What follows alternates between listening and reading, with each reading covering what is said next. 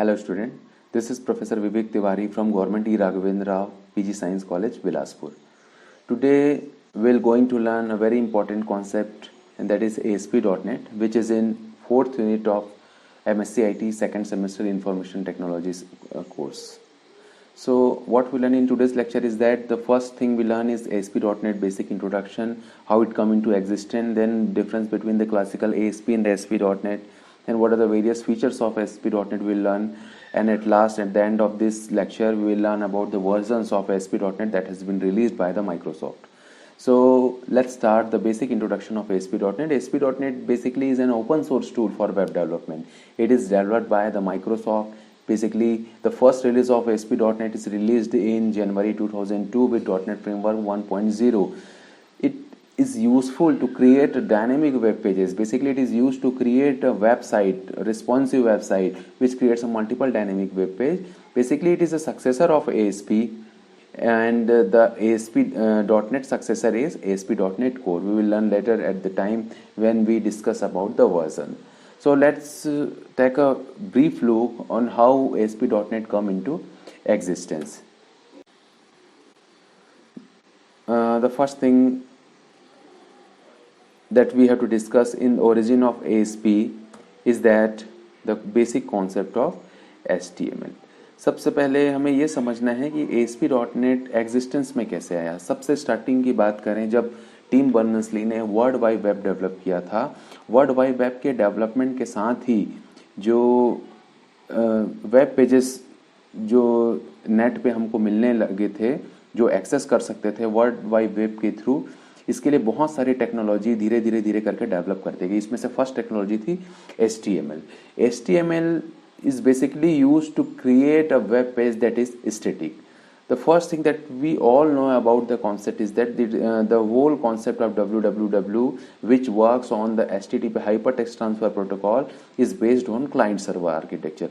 In client server architecture, client makes a request to server and server responds to client's request. That is the basic concept of client server architecture.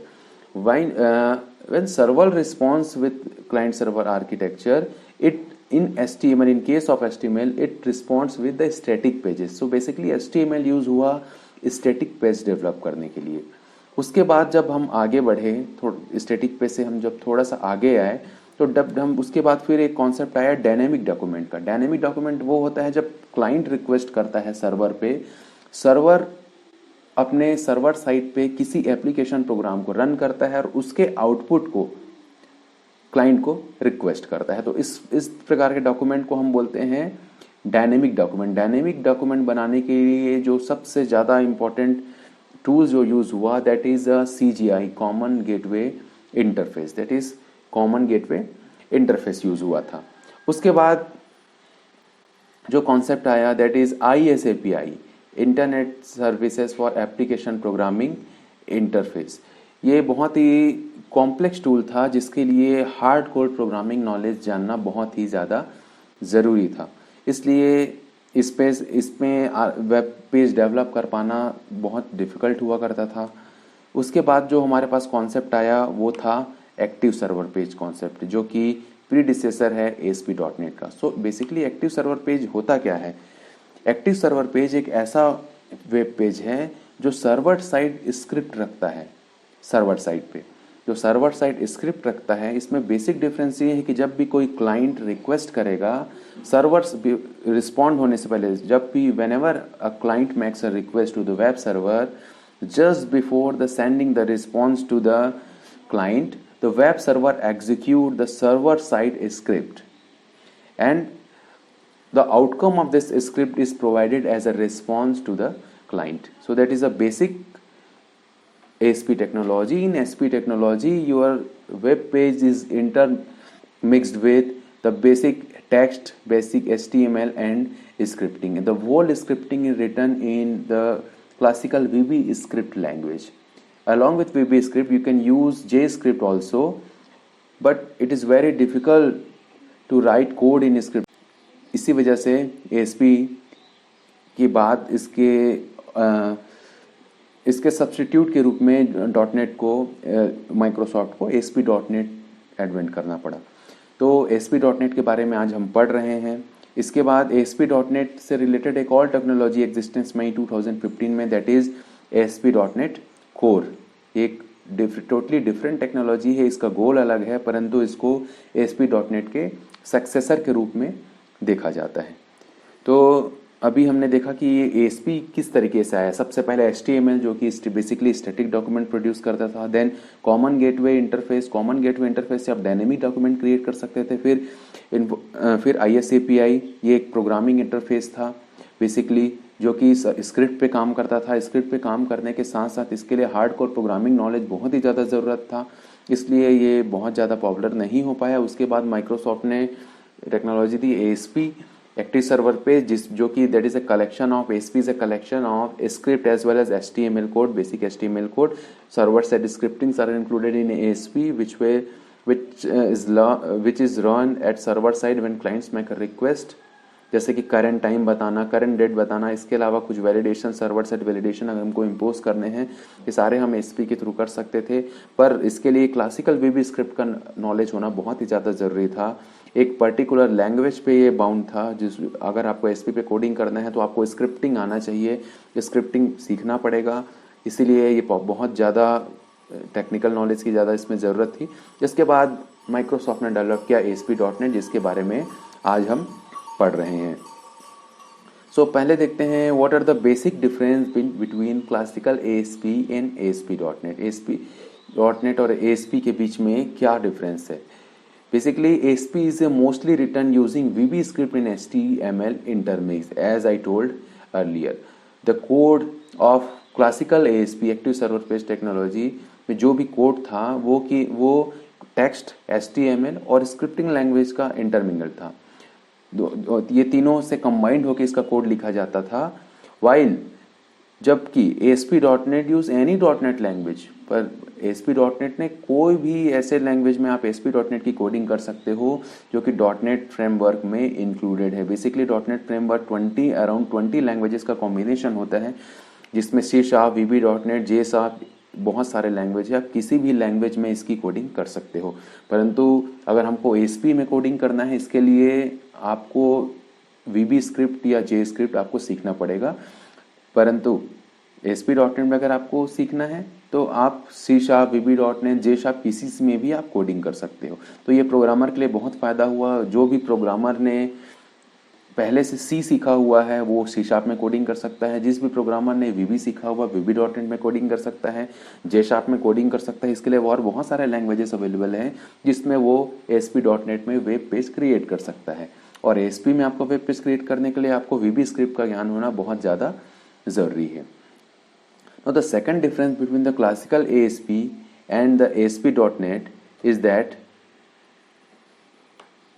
कि basically जो 3 layer होते हैं, data logic layer, किसी भी application development में, web development की बात करें तो इसमें 3 लेयर होते हैं।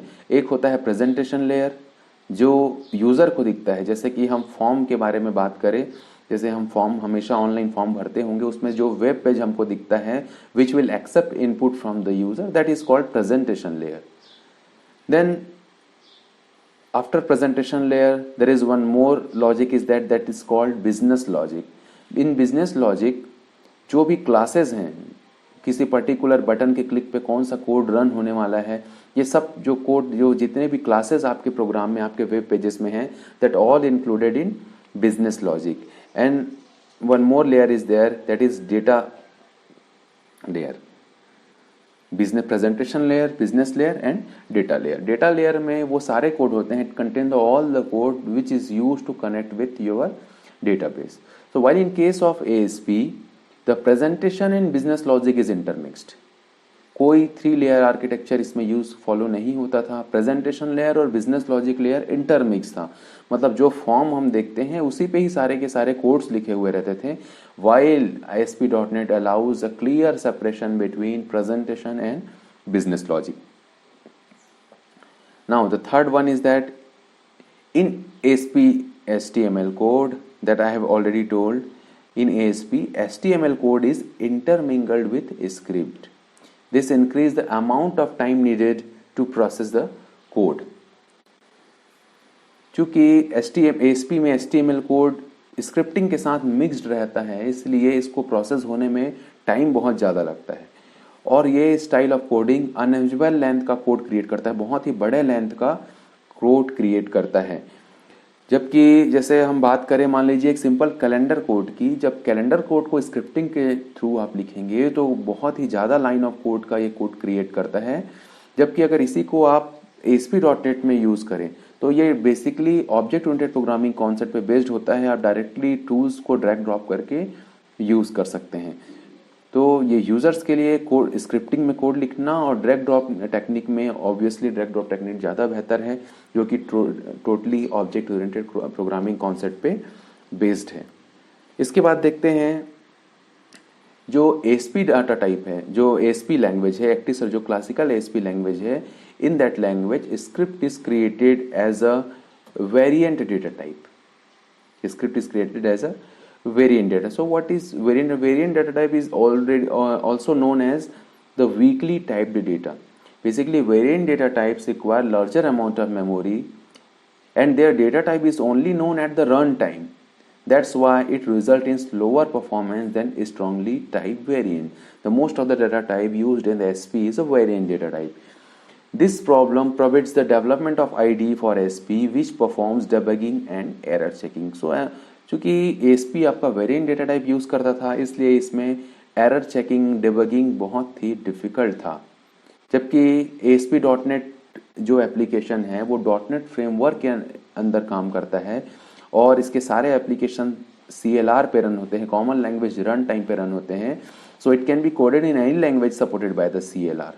सो इस पे बहुत ही पावरफुल स्ट्रक्चर .NET ने इसके लिए प्रोवाइड किया है, जिसमें आप इजीली और स्ट्रॉन्ग टाइप लैंग्वेज का यूज़ करके आप इस पे वेब पेज क्रिएट कर सकते हैं। अब हम बात करें ASP की, तो ASP में कोई भी ऐसा तरीका नहीं है जिसपे आप सेंसिटिव कोड को हाइड कर सकें। ये फ्रंट एंड पे अवेलेबल होता है। While in case of ASP.NET programmer DLL file create करता है, dynamic link library file create करता है that can not be readable format which can carry your sensitive code. And in case of ASP, it included 4 built-in class like request, response, session and application, whereas ASP.NET is a collection of classes. इसमें बहुत सारे class है। .NET framework का जो definition आया था उसके according जो भी .NET फ्रेमवर्क को यूज़ करता है उससे .NET फ्रेमवर्क के सारे रूल्स को इम्पोज करना पड़ता है और .NET framework collection of classes रखता है। बहुत सारे क्लासेस .NET फ्रेमवर्क के पास है और जो भी लैंग्वेज .NET फ्रेमवर्क में है, जो .NET सपोर्टेड है, वो बहुत इन सारे क्लासेस का यूज़ कर सकता है। तो जहाँ कि ASP के पास सिर्फ 4 ही क्लास है, ASP.NET के पास मल्टीपल क्लासेस अवेलेबल हैं। जब हम बात करें ASP की, तो ASP में कोई भी सर्वर बेस्ड कंपोनेंट नहीं है, कोई भी सर्वर बेस्ड कंपोनेंट नहीं। जब और हम अगर ASP.NET में देखें तो ऐसे बहुत सारे कंट्रोल हैं जिसके पास सर्वर के पास जाने की क्षमता है, जिस प्रॉपर्टी को हम बोलते हैं auto post back property. Auto post back property का मतलब होता है, जैसे कि हम देखें बटन, जैसे भी हम बटन पे क्लिक करते हैं ऑटोमेटिकली बटन रिक्वेस्ट करता है सर्वर को और सर्वर से डाटा लाके आपको रिस्पॉन्ड करता है। वैसे बहुत सारे कंट्रोल हैं। आप टेक्स्ट बॉक्स को ऑटो पोस्ट बैक बना सकते हैं, लिस्ट बॉक्स को बना सकते हैं और बहुत सारे कंट्रोल्स ASP.NET में अवेलेबल हैं जिसमें ऑटो पोस्ट बैक फैसिलिटी है। जबकि हम ASP की बात करें तो सर्वर बेस्ड कंपोनेंट बहुत ही कम है। अब हम बात करें ASP की, तो ASP does not support page level transaction whereas ASP.NET supports page level transaction. In ASP deployment page level transaction नहीं होता है ASP में, जबकि ASP.NET में होता है। और डिफरेंसेस की बात करें तो डिप्लॉयमेंट, जो एप्लीकेशन जो प्रोजेक्ट हम बनाते हैं उसका डिप्लॉयमेंट बहुत ही डिफिकल्ट है, कॉम्प्लेक्स है। इन केस ऑफ ASP आपको प्रायर नॉलेज होना बहुत ही ज़्यादा ज़रूरी है आपके सिस्टम के बारे में, सिस्टम कॉन्फ़िगरेशन के बारे में, जबकि ASP.NET ने डिप्लॉयमेंट प्रोसेस को बहुत ही सिंपल कर दिया है। ASP uses interpreted scripting code. ये बहुत ही इंपॉर्टेंट पॉइंट है कि जो एक्टिव सर्वर पेज है वो इंटरप्रेटेड होता है, वो इंटरप्रेटर यूज करता है, जबकि ASP.NET कोड कंपाइल्ड होता है। अब सोचिए ASP.NET में इंटरप्रेटर यूज होता है। ASP.NEट क्लाइंट सर्वर आर्किटेक्चर पे बेस्ड है। यूजर ने रिक्वेस्ट किया, यूज़र जब रिक्वेस्ट करता है तो मान लीजिए कोई सर्वर साइड स्क्रिप्ट है जो कि ASP में रन होना है और वो कोड आपको एज अ रिस्पॉन्स मिलना है। अब चूंकि इस पे इंटरप्रेटर यूज़ होता है तो सर्वर साइड पे इंटरप्रेटर रन करेगा, जितने बार आप रिक्वेस्ट करोगे उतने बार इंटरप्रेटर रन करेगा। रन करने के बाद अगर कोई एरर नहीं हुआ तो आपको रिस्पॉन्स मिलेगा। जबकि हम ASP.NET के केस में बात करें तो जब पहली बार आप रिक्वेस्ट करोगे that script will be run only once, only compiled only once, and later on request that compiled file will be provided to you. Not every time. There is no need to compile every time when a user makes a request until and unless the script will change. जब तक script में कोई changes नहीं होगा तब तक आपको बार बार compile करने की ज़रूरत ASP.NET के केस में बिल्कुल भी नहीं है। तो ये हो गया जो क्लासिकल बेसिक जो डिफरेंसेस हैं ASP और ASP.NET के बीच में, ये हम उसके बारे में हमने देखा। अब हम देखते हैं कि इसके अलावा जो अभी डिफरेंसेस थे, इसके अलावा और ASP.NET में और कौन कौन से फीचर्स हैं जिसके लिए ASP.NET इतना ज़्यादा पॉपुलर हुआ है। तो सबसे पहला फीचर अभी मैंने जो डिस्कस किया था वही है ASP.NEट इज़ कंपाइल्ड लैंग्वेज। ASP.NEट का जो लैंग्वेज जो भी हम कोड लिखते हैं वो कंपाइल्ड होता है। अब मैंने पहले ही बताया था you can use any of .NET language. The ASP.NET compilation is basically divided in two parts. In first part,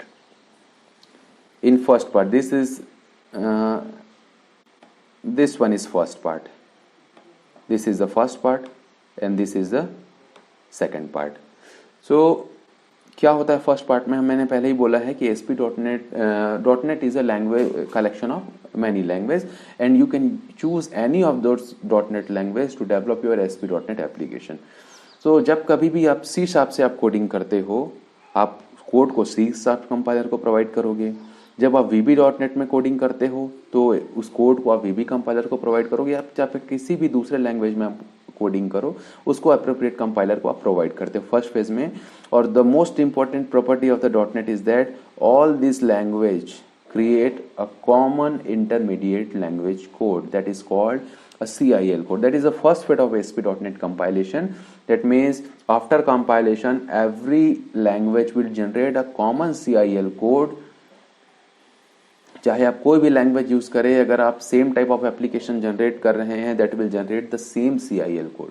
after compilation, after creating the CIL code that will provided to the CLR, that is provided to common language run time for Z compilation.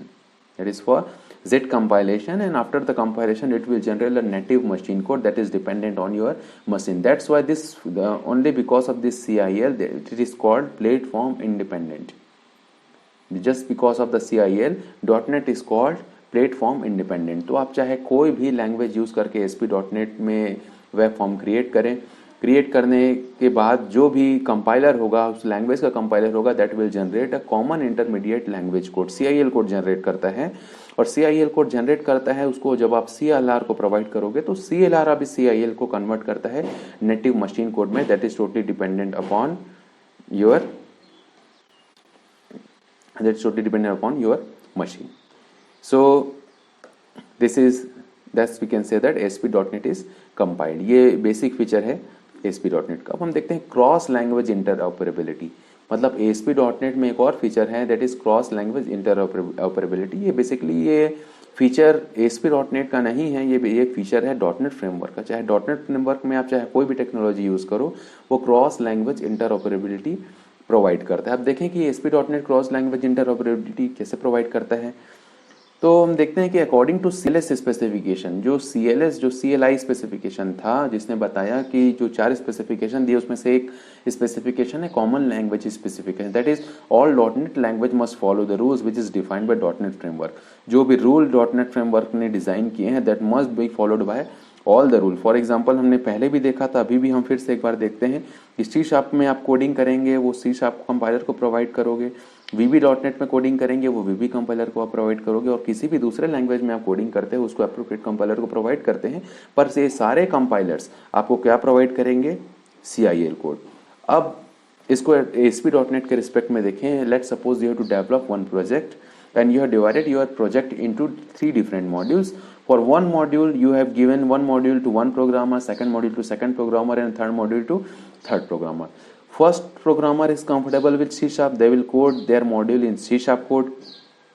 Second programmer is comfortable with VB.NET, they will code their ASP.NET page in VB.NET. And the third programmer is comfortable with J Sharp. Let's suppose that choose another language, that is J Sharp, to develop an ASP.NET application. Now they will compile their module using an appropriate compiler. The first programmer will compile, since it is using C Sharp code, it will compile using C Sharp compiler. Second programmer will code, second programmer has coded their web page in VB.NET, so it will compile, they will compile their code using VB compiler. Similarly, the third programmer use J Sharp, then they use J Sharp compiler. The most important feature of the ASP.NET is that after compilation, every compiler will generate a common intermediate language code. That will generate the common intermediate language code.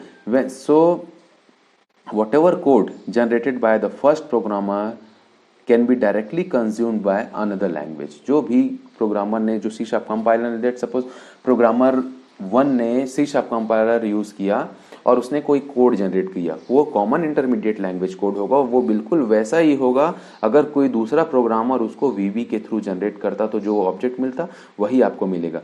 तो आप उसको CIL code को आप use कर सकते हो और उस CIL कोड में दूसरे मॉड्यूल को जो कि दूसरे लैंग्वेज में बना हुआ है उसको यूज कर सकते हो. इसलिए हम कह सकते हैं कि ये क्रॉस लैंग्वेज इंटरऑपरेबिलिटी को सपोर्ट करता है कि आप किसी भी लैंग्वेज में कोडिंग करो और उसको किसी दूसरे लैंग्वेज में आप उसको यूज कर सकते हो. फॉर एग्जांपल, अभी हमने जो प्रोग्रामर को मॉड्यूल डिवाइड किए थे, अब मॉड्यूल को इंटरचेंज कर दीजिए, कोई फर्क नहीं पड़ता, क्योंकि कॉमन इंटरमीडिएट लैंग्वेज सभी में कॉमन है.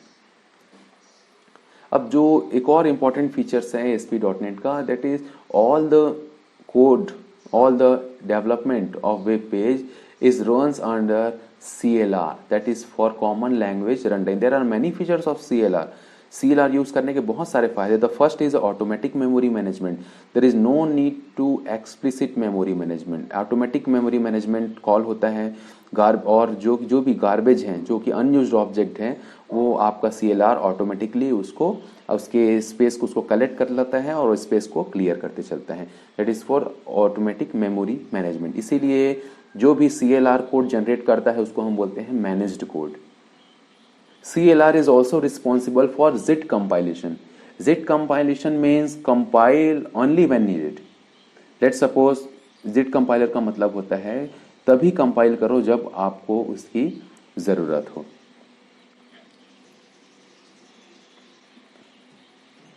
अब जैसे हम देखें,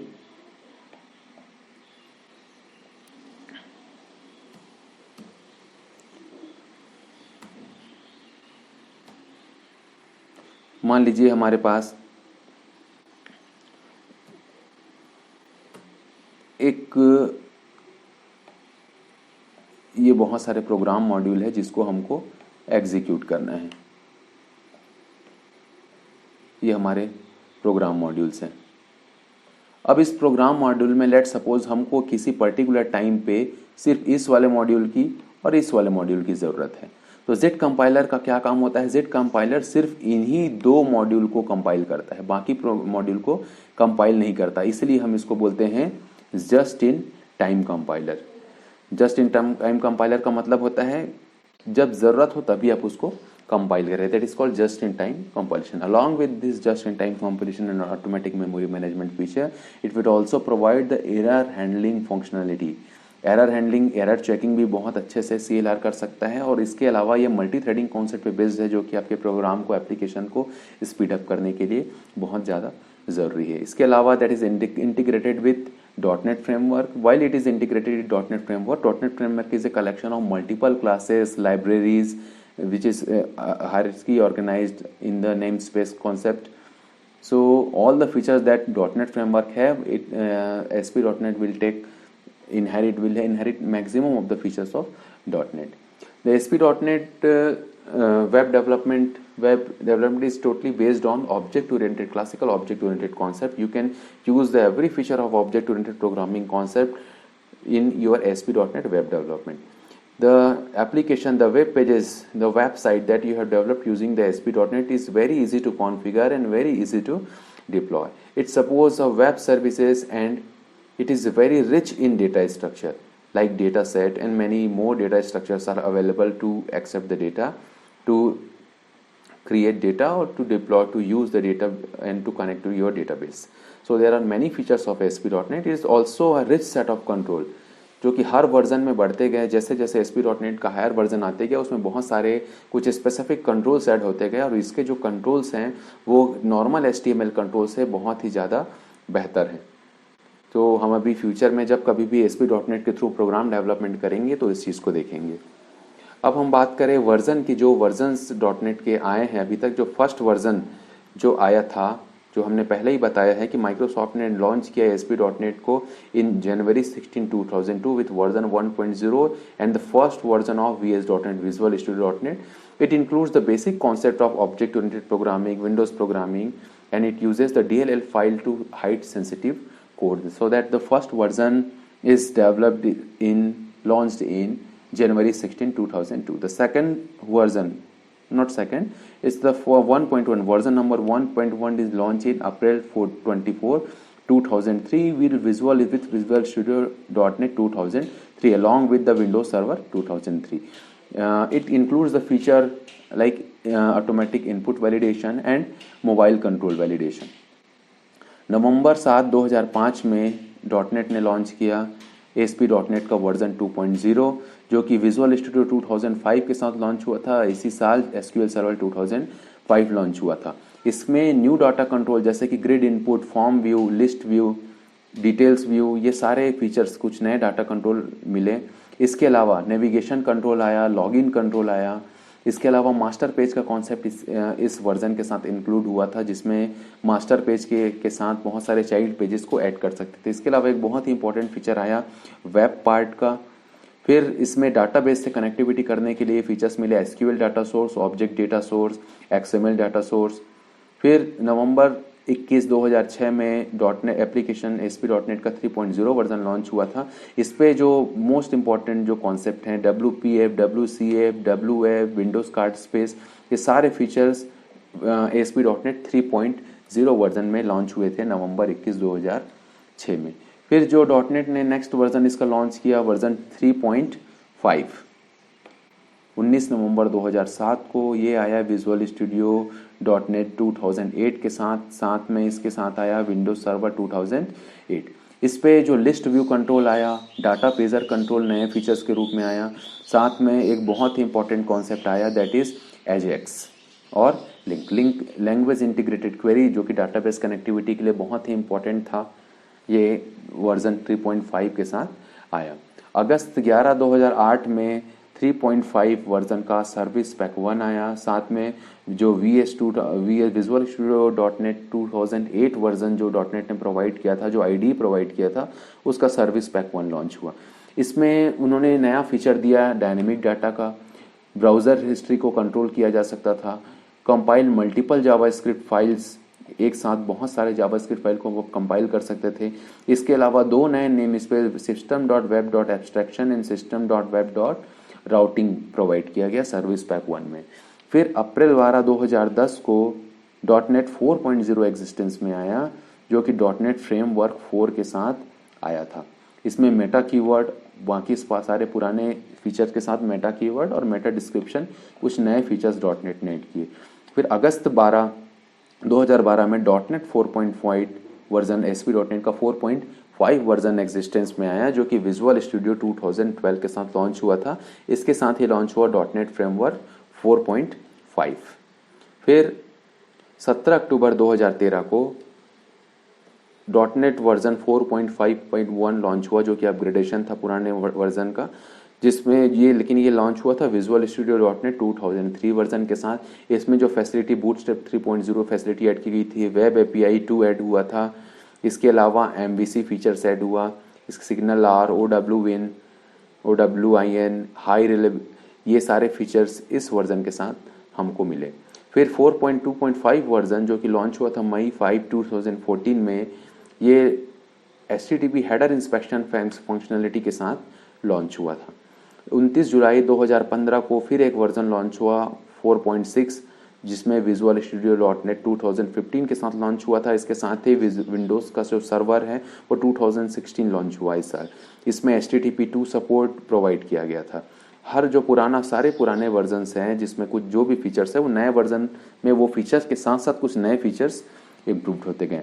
फिर से 4.6.1 लॉन्च हुआ था नवंबर 30, 2015 में, जो कि उसमें जो भी सपोर्ट था वो इम्प्रूव किया गया था। फिर 4.6.2 लॉन्च हुआ अगस्त 2016 में, विंडोज़ ने लॉन्च किए थे। फिर अप्रैल 11, 2017 को 4.7 वर्जन लॉन्च हुआ, जो कि विंडोज़ 10 के अपडेटेड वर्जन के साथ आया था।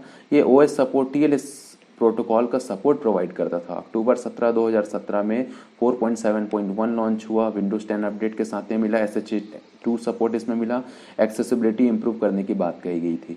अप्रैल 18, 2019 में 4.8 वर्जन लॉन्च हुआ था, जिसमें फैसिलिटी बहुत सारी facility updated, ZLib facility, WinForm की फैसिलिटी मिली। WPF WCF में फंक्शनलिटी को इंक्रीज़ किया गया था, सर्विस इन्हेंसमेंट हुआ था।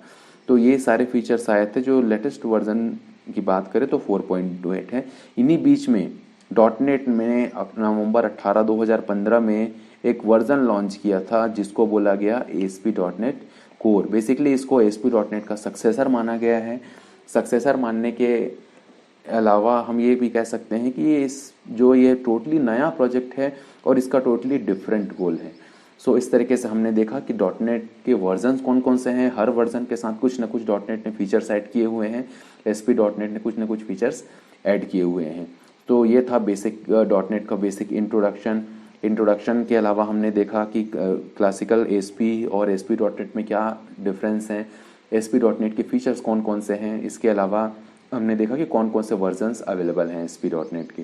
सो ये सारे रेफरेंसेस जिसके सहायता से मैंने इस लेक्चर को क्रिएट किया हुआ है। तो आई होप कि आपको ASP.NET के बेसिक्स के बारे में कुछ पता चला होगा कुछ, और इससे रिलेटेड अगर कुछ और भी क्वेरी है तो आप मुझे मेल कर सकते हैं। Thank you so much.